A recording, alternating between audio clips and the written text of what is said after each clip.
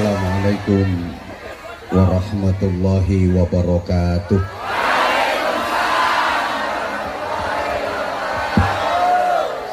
Subhanallah walhamdulillah wala ilaha illallah wallahu akbar wala hawla wala quwwata illa billahil aliyyil azim. Wa sallallahu wa sallama ala sayyidina wa maulana Muhammadin wa ala alihi wa sahbihi wattabi'in wa man tabi'ahum bi ihsanin ila yaumiddin. Amma ba'd. Hari ini BMI Taiwan keren. Taiwan penuh syafaat. Taiwan penuh barokah. Gak salah kalau kota ini disebut sebagai kota santri, berarti yang hadir di sini adalah santriwan dan santriwati. Meskipun jujur saya kurang setuju dengan istilah itu. Kalau saya lebih seneng santri putra dan santri putri, karena menurut aturan bahasa Indonesia, wan yang berada di akhir kata itu mempunyai arti yang punya. Disebut hartawan itu artinya yang punya harta. Ilmuwan itu maksudnya yang punya ilmu. Wartawan itu maksudnya yang punya warta. Hartawan itu maksudnya yang punya. Kalau Taiwan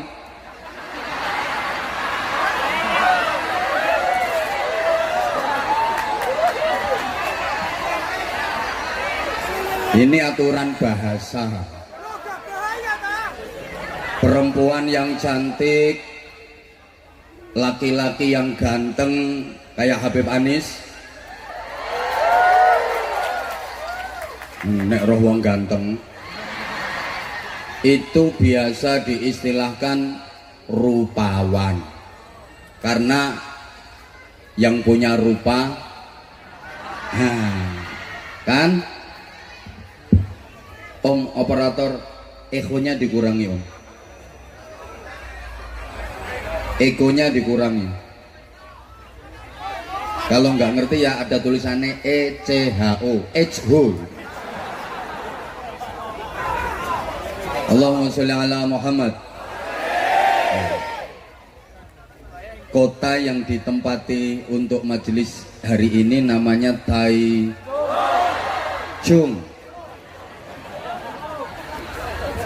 Bener ya? Ya, katanya artinya Chung itu tengah. Ini dari berbagai daerah. Ada yang dari Taichung, ada yang dari Taipei, ada yang itu. Kalau itu Tai tenan itu.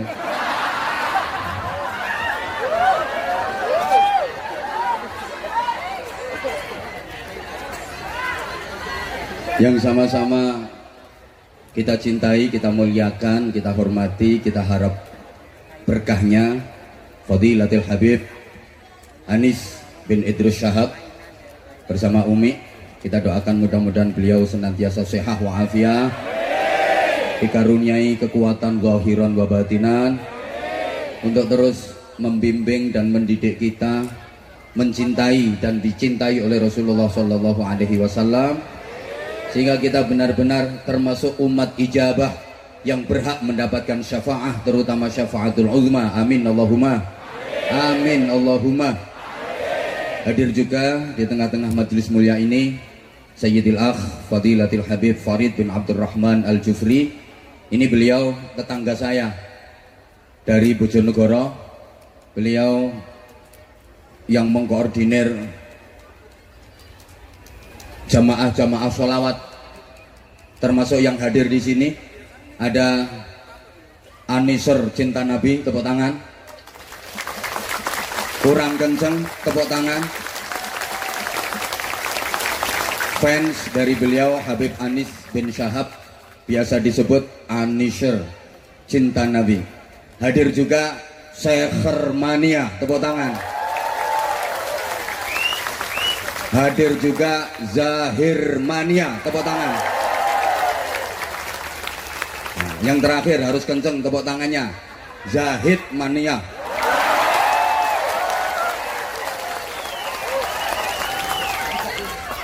Anza Lovers,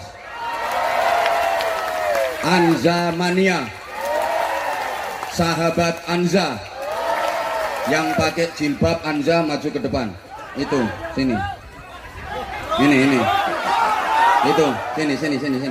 Nah, tak kasih hadiah jilbab lagi. Nah, ini sini kadung apian aku. Info cap mangga nanti belakangan.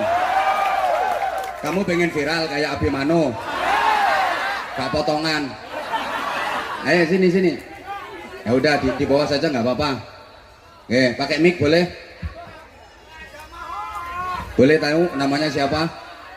Halo? Waalaikumsalam warahmatullahi wabarakatuh.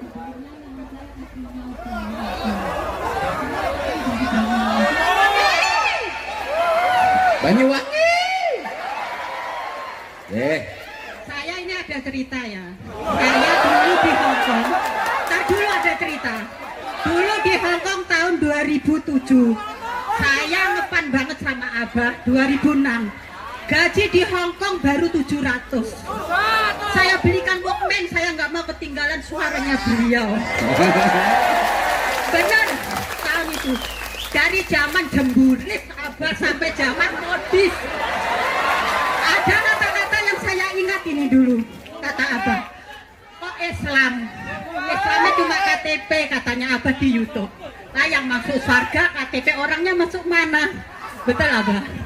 Itu yang saya ingat. Yang nggak betul itu saya dibilang jemburis. Salah. Memang zaman dulu Abah. Yang bener saya kayak wong cacingan. Abah makasih ya Allah, saya kepingin banget. Terus ada Abah waktu itu. Bentar dulu ya. Yeah. Tahun 2011 almarhum orang tua saya mau menyanyi beliau. Karena almarhum orang tua saya sangat depan sama beliau. Sampai karena mau mengundang beliau harus antri. Tahun 2012 beliau meninggal, bapak saya. Jadi saya memohon minta doanya, suatu saat saya bisa membawa Abah pulang berceramah di rumah saya. Gak gelem aku dikumpulin di Banyuwangi. Saya mau dibawa pulang. Abah, I love you. I love you too. Kalau I love you ya, kalau aku harus pulang ke rumah kamu enggak lah. Nah, ini hadiah untuk penjenengan, nggih. Matur suwun, salam untuk keluarga, nggih. Matur suwun Ibu, nggih. Assalamualaikum, minta maaf saudara. Waalaikumsalam warahmatullahi wabarakatuh.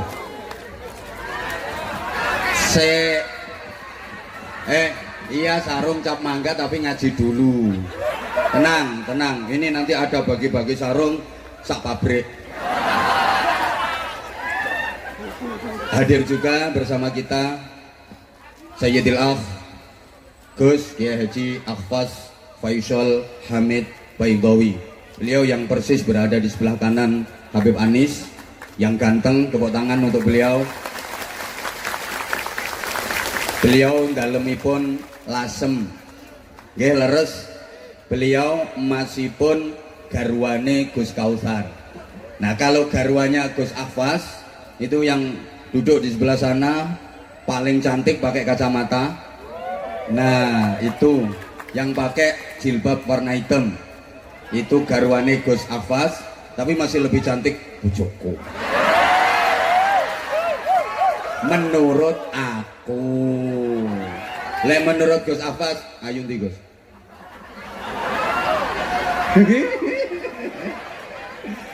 Sama-sama cantik, semuanya cantik. Termasuk yang hadir di sini yang perempuan, cewek-cewek cantik-cantik semua. Bersama kita hadir juga ada Gus Khalil itu dari Pondok Pesantren Abu Dharin Bojonegoro.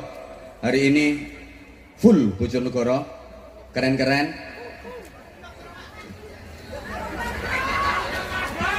Ya, yang ini dari Rembang, Gus Mustafa. Tak kayak Gus. Lah ya sarang ya Rembang. Kita doakan semuanya mudah-mudahan tetap bisa istiqomah dalam menebarkan ukhuwah Islamiyah, ukhuwah basyariyah, ukhuwah wataniyah, i'la'i kalimatillah, menebar kecintaan kepada Rasulullah sallallahu alaihi wasallam. Yang sangat saya hormati pengurus cabang istimewa Nahdlatul Ulama Taiwan, mulai dari Mustasyar, Suriah, Tanfidiyah, berikut kelembagaan dan banom-banomnya, ada dari Muslimat, ada dari Fatayat, GB Ansor, sahabat-sahabat Banser yang keren, Banser luar negeri paling keren, Banser Taiwan. Tepuk tangan untuk Banser Taiwan. Mulai dulu pertama kali saya menyapa sahabat-sahabat di Taiwan, kalau nggak salah tahun 2000, yang kata ibu tadi saya masih jemburis, 2000 berapa? 14 itu Banser Taiwan udah luar biasa. Sekarang di 2023 makin luar biasa. Sekali lagi tepuk tangan untuk Banser Taiwan. Seluruh jamaah, terutama yang harus saya sebut di awal dan harus saya dahulukan adalah para sepuh dan sesepuh, karena sepuh itu artinya asapnya ampuh, dongane mandi. Kalau sesepuh itu artinya bisa disesep dan bisa dipuh. Disesep itu ya dihisap, dipuh itu diperes. Maka sesepuh artinya bisa disesep dan bisa dipuh. Tolong pikiranmu aja ngono. Pikiran ngono kuwi gak bahaya ta? Gini, sepuh itu artinya asapnya ampuh, doanya mustajabah.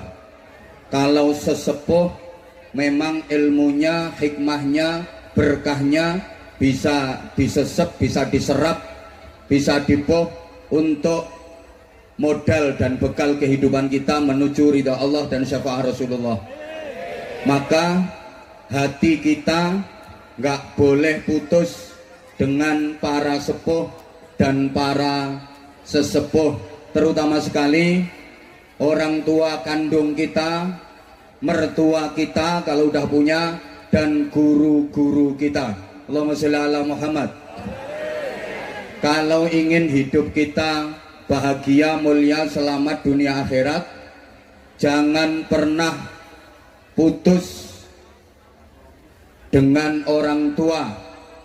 Pokok nek pengen uripe enak, sa anak turun, pengen selamat, bahagia, mulya donya akhirat, kudu mulyakno wong tua. Asal kita memuliakan orang tua, dijamin hidup kita barokah, anak keturunan kita berakhlakul karimah. Tapi sebaliknya, siapapun yang tidak berbakti kepada orang tua, meremehkan orang tua, berani sama orang tua, menyakiti orang tua, jangan berharap hidupnya enak, jangan berharap hidupnya berkah. Kenapa? Karena hidup yang enak, bahagia, mulia, selamat dunia akhirat itu syarat mutlaknya harus diridai Allah, harus mendapatkan cinta Allah. Padahal kita tahu ridallah fi ridal walidain, ridha Allah, cinta kasih sayang Allah itu ada pada kedua orang tua kita, termasuk guru-guru kita. Allahumma sholli ala Muhammad.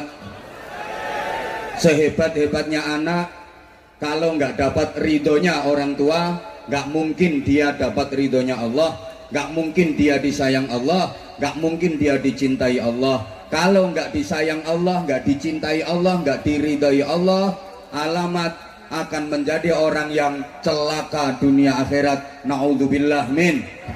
Naudzubillah min.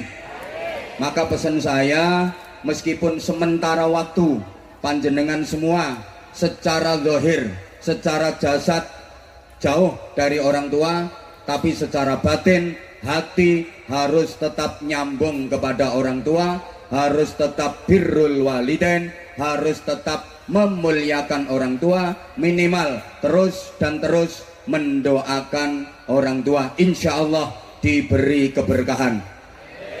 Saya udah sering sampaikan, selamanya anak nggak mungkin bisa membalas budi orang tua, apalagi membalas jasa. Karena apa? Mbok gak direken no. Nggak ada orang tua, nggak ada kita, betul? Sakmene akeh ana sing meletek teko watu, ana sing moro-moro gedabuk ceblok teko langit. Nggak ada. Orang tua merawat kita lama. Kita kalaupun nanti merawat orang tua nggak akan lama. Orang tua ngerawat kita itu yang dinanti-nanti, yang ditunggu hidupnya kita, yang diharapkan hidupnya kita. Tapi kita kalaupun nanti merawat orang tua itu cuma nunggu matinya, betul? Orang tua tuh mau gantiin sakit anaknya, tapi anak nggak bakal mau gantiin sakit orang tuanya.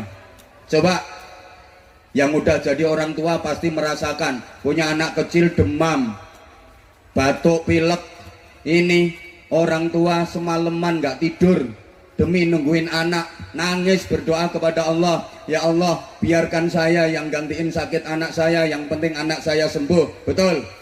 Jadi orang tua mau gantiin sakitnya anak, tapi anak nggak mungkin mau gantiin sakitnya orang tua. Coba misalnya sampeyan duwe bapak pikun, dan donga nang Gusti Allah, ya Allah Gusti kula mawon sing genteni pikun, yang penting bapak saya sehat. Urun boten? Allah karim.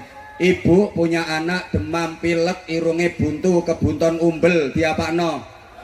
Sedot, umbel lho dicucup. Ayo saiki gantian. Bapak sampean pilek, irunge meler, umbele dilewer. Ini Pak tak dilatane umbelmu. Maka sekali lagi itu baru urusan dunia. Selamanya anak nggak mungkin bisa membalas budi orang tua. Kalau orang Jawa bilang senenge wong tua nang anak iku ibarat sak kelopo, senenge anak nang wong tua ibarat sak upo. Sak gede-gedene upo gak bakal iso ngalahno klopo walaupun klopone kecentet. Sak gede-gedene kasih sayang anak ke orang tua gak bakal bisa mengalahkan cinta orang tua ke anak, apalagi ibu. Cinta ibu sepanjang jalan, cinta anak sepanjang galah kedawan, kilan. Jadi cinta ibu sepanjang jalan, kalau cinta anak sepanjang kilan. Mudah-mudahan kedua orang tua kita yang masih hidup dipanjangkan usianya, disehatkan badannya, dikuatkan imannya, diistiqomahkan ibadahnya. Yang sudah wafat diampuni seluruh dosa-dosanya, diterima seluruh amal ibadahnya, dijauhkan dari azab dan fitnah alam kubur, diselamatkan dari siksa neraka, digolongkan termasuk ahli surga. Maka sekali lagi sesepuh harus saya dahulukan. Ini ada sesepuh Gus Ahfaz, ada sesepuh Habib Anis, ada sesepuh Habib Farid, harus saya dahulukan karena kemungkinan besar beliau bertiga yang sesepuh itu akan mendahului saya. Ya kan,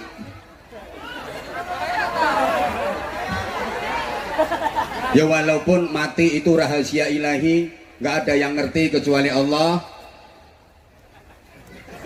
Nggak bahaya. Bisa jadi Gus Ahfaz duluan, saya belakangan, atau sebaliknya saya yang belakangan, Gus Ahfaz duluan. Yang jelas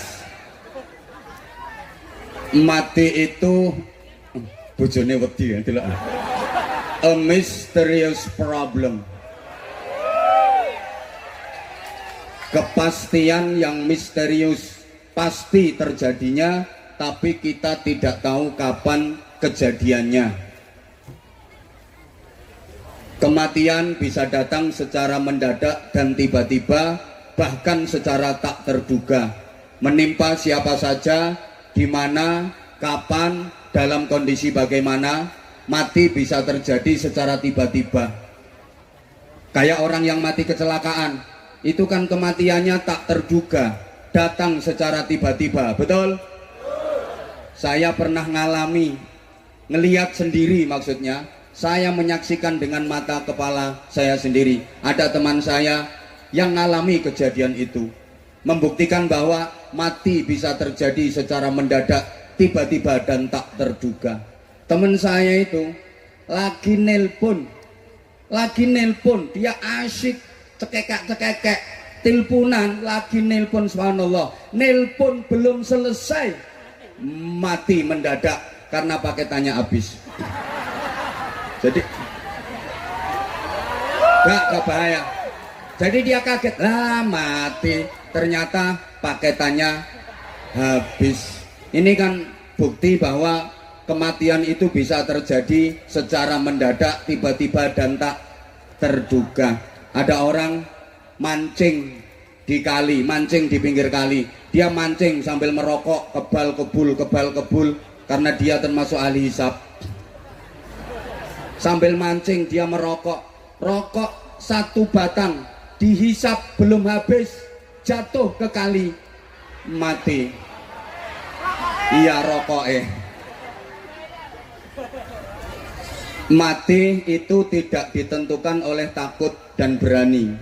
Bukan berarti yang berani mati duluan, yang takut belakangan. Enggak, yang ditentukan oleh takut dan berani itu sunat.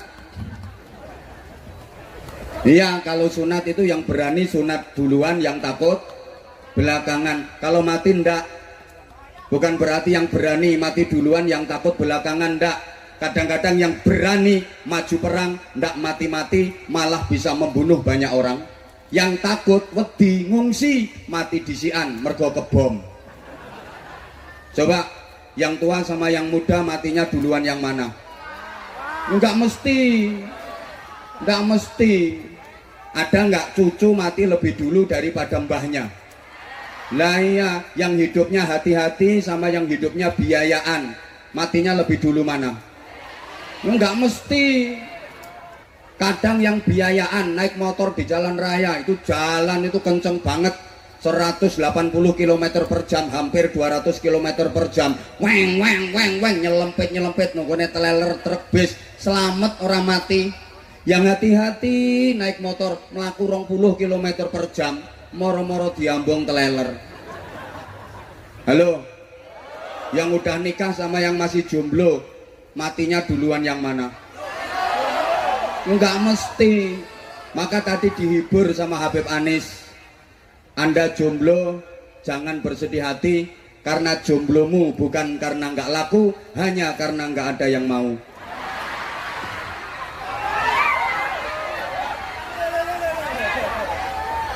Mati juga nggak harus sakit dulu. Masyarakat kita itu umumnya kalau mendengar ada berita kematian, pertanyaannya hampir sama, sakit apa dia, kok mati? Seakan-akan mati itu harus sakit dulu. Padahal syarat mati nggak harus sakit, betul? Betul? Orang sehat, seger kewarasan, segar bugar, mati mendadak, ada apa enggak? Kurang semangat. Orang yang sehat, seger waras, mati tiba-tiba, mati mendadak, apakah ada apa enggak? Ada apa enggak? Nah, bisa jadi selama saya ngaji ada yang enggak merhatiin omong-omong dewe, nanti akan mati mendadak. Enggak harus sakit dulu. Memang sakit itu salah satu asbab kematian, tapi mati enggak harus sakit dulu.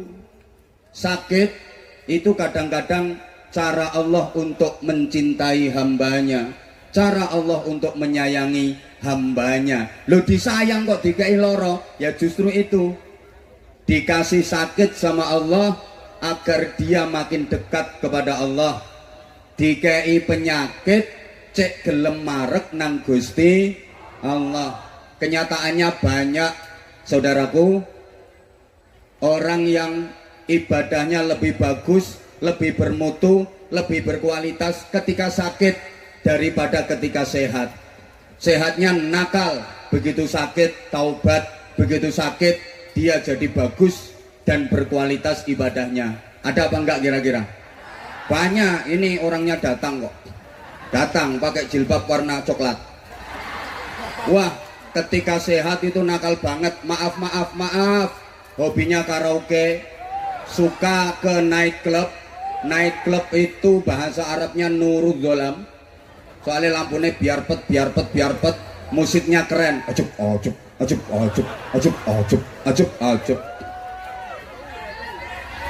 Nah, iki bocah nokono kuwi.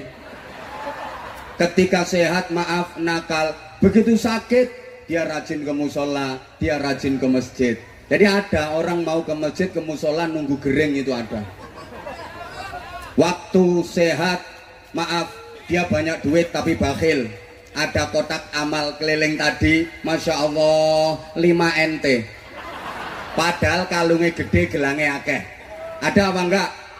Ada lah, itu kudung pingwin, gelangnya kerompyong 5 NT, pelit. Maaf, ketika masih sehat banyak duit pelit, tapi begitu sakit jadi loman, jadi ahli sedekah. Di kampung-kampung itu banyak loh, banyak. Ono wong janji loro selamatan, tapi nek waras gak tahu selamatan. Sampai tonggo-tonggone niteni, kok suwe yo gak gering. Soalnya wis suwe gak ono selamatan. Sorry, ada orang yang waktu sehat nakal, lambene lho ndremimil, misuan, ketemu konco misuh, ketemu wong misuh. Maaf saya nggak berani mencontohkan, mungkin Habib Anis bisa, kalau saya nggak bisa. Gak bahaya. Ada orang itu kalau ketemu temen, ketemu tetangga, ketemu siapa, ini omongannya lo welek, senengane ngilok-ngilokne wong, misuh aku gak kulino. Begitu sakit dia jadi banyak berzikir, dikai loro langsung ya Allah, astagfirullah, Allah, subhanallah, subhanallah, subhanallah. Padahal nek sehat ngilok-ngilokno wong, lambene lo lecek. Begitu sakit ya Allah, ya Allah, iki kopi nendi ya Allah, sirahku mumet gak karuan, ceramah lek gak no kopi ne gak iso padang. Allah, Allah. Pokoknya begitu sakit dia jadi ahli zikir. Maka oleh Allah dikasih sakit agar dia banyak berzikir, agar dia makin dekat kepada Allah. Ini bentuk cintanya Allah, bentuk kerinduannya Allah. Allah rindu banget sama kita, Allah cinta banget sama kita. Hei manusia, hei BMI Taiwan, Taiwati. Lo kan yang laki-laki Taiwan, yang perempuan hei BMI Taiwan, Taiwati. Oh enggak. Gini, ini kerinduan Allah, ini kerinduan Allah. Aku tuh sayang banget sama kamu, aku tuh cinta banget sama kamu. Iya kamu kok nggak pernah datang ke aku, kamu kok nggak pernah mendekat ke aku udah panggil kamu. Hayya 'alas shalah.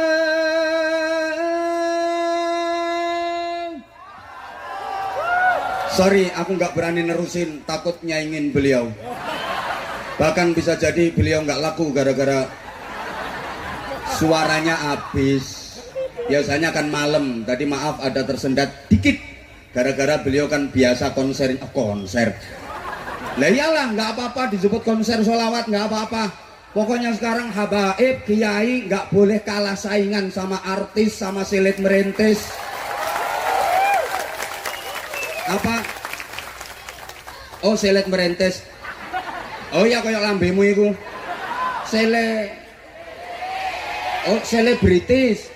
Terus aku selet merintis sama penyanyi-penyanyi, nggak boleh kalah saingan. Maaf, kalau artis, sorry, punya fans, habaib kiai juga harus punya fans. Kalau artis punya penggemar, habaib kiai harus punya penggemar.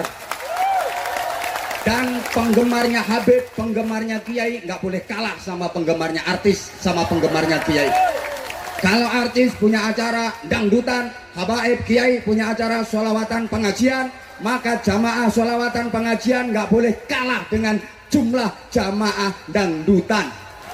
Dan hari ini dibuktikan di Taiwan bahwa jamaah sholawatan, jamaah pengajian nggak kalah rame, bahkan menang dibanding dengan konser dangdutan.